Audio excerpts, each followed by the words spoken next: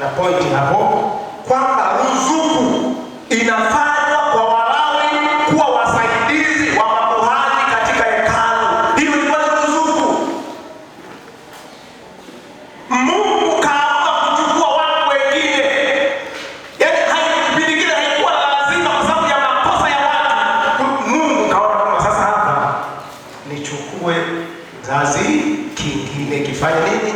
Msaidizi. Ndio maana wakaja hawa nani hawa? Wakaletwa nani? Walawi. Bwana Yesu asifiwe. Jamani, Bwana Yesu asifiwe. Jamani, Bwana Yesu na asifiwe. Jamani, haleluya. Sasa ambao hao walikuwa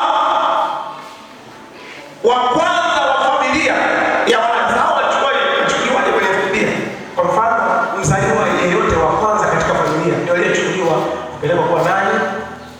Kuwa Lawi.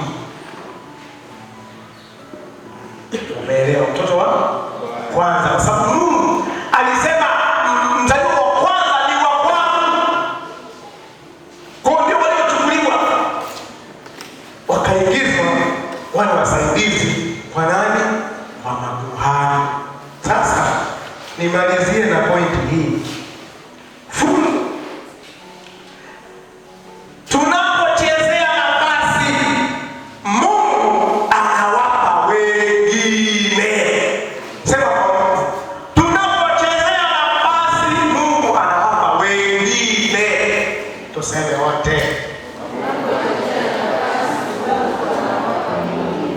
Tunapochezea nafasi, Mungu anawapa watu wengine. Naomba hapa niseme mtu wa Mungu. Nafasi ambayo Mungu amekupa ni ya maana sana.